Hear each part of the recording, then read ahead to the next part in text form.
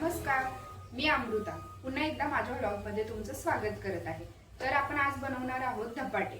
ही recipe माझ्या मम्मीची आहे आणि पटकन होणारी आहे, प्लस मुलांना खूप आवडते ही रेसिपी। आणि आमच्याकडे श्रावण महिन्यात थापून आणि फुग्याची धपाटे, फुग्याची म्हणजे काय, तळून केलेली छोटे छोटे असे पुरी टाइप मध्ये ते धपाटे करतात। तर आपण आज ती रेसिपी बघणार आहोत। तर चला मी तुम्हाला दाखवते आपल्याला काय काय लागणार आहे। इथे आपण घेतलेलं आहे बघा, हे गव्हाचं पीठ आहे, हे ज्वारीचं पीठ आहे आणि हे बेसनचं पीठ आहे। याच्यामध्ये थोडंसं तांदळाचं पीठ तुम्ही ॲड करू शकता, जेणेकरून धपाटे आपले खुसखुशीत होतील।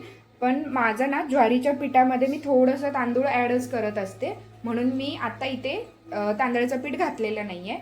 थोडी कोथिंबीर लागणार आहे आपल्याला, लाल तिखट, मीठ आणि हे लसूण मी जास्त घ्यायचा, थोडा लसूण हा ठेचून घेतलेला आहे।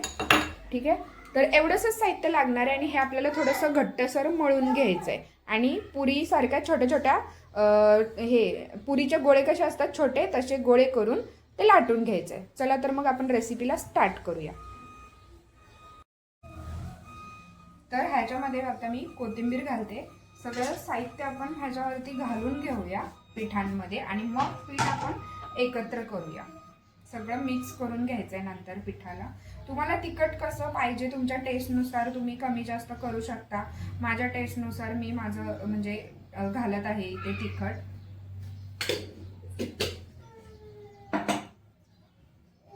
थोडंसं मीठ घालायचं आपण ह्याच्यामध्ये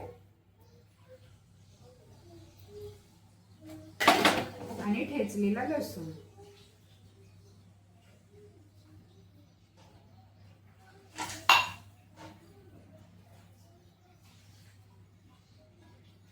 आता हे आपण अगोदर मिक्स करून घेऊया।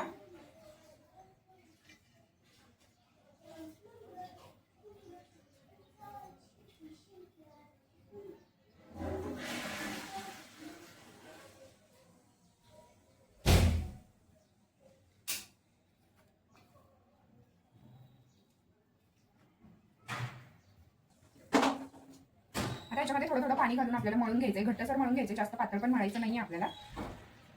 आणि मी पाणी नॉर्मलच वापरलं आहे, कोमट थंड वगैरे असं काही नाही, नॉर्मल साधं पाणी आपण घ्यायचंय आणि हे मळून घ्यायचंय छान। तिखट थोडं मला कमी वाटते, तर मी ॲड करते तिखट थोडंसं।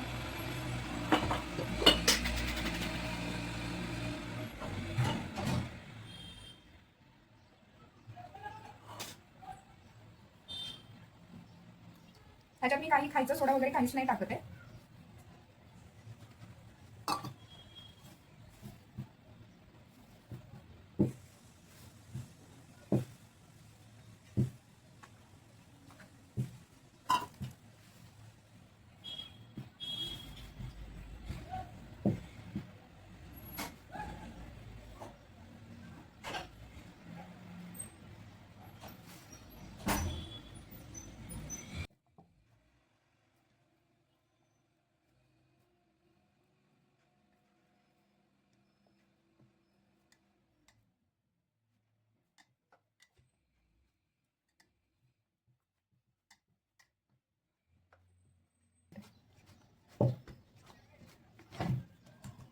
आता आपण झाकून ठेवून द्यायचे।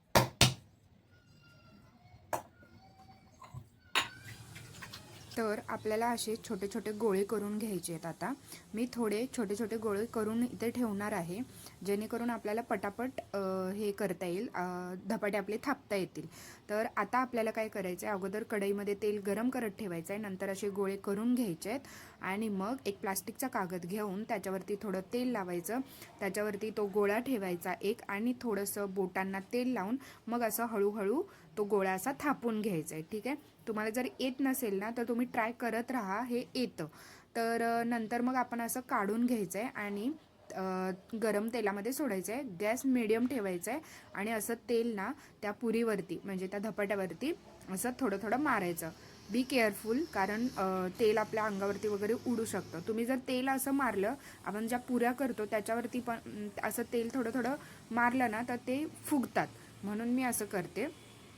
आणि काही धपाटी समजा तुम्ही खूप पातळ झाली तुमच्याकडून तर ती फुगत पण नाहीत.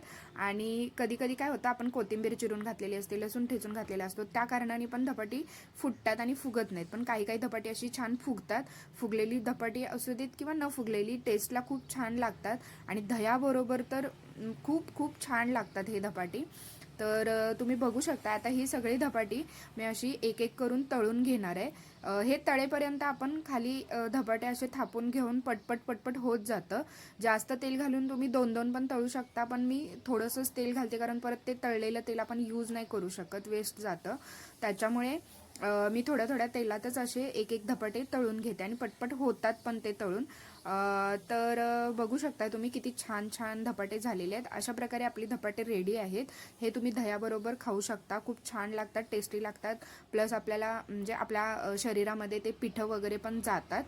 तर तुम्ही नक्की ट्राय करून बघा, खूप छान लागतात. मला कमेंटमध्ये सांगा जर तुम्ही ट्राय केलं आणि खाल्लं तर. मुलांना तर टिफिनला सुद्धा द्यायला खूप छान आहे, मी देते शर्नला टिफिनला. तर आज एवढाच व्लॉग, तर थँक्यू. पुन्हा भेटू नवीन व्लॉगमध्ये.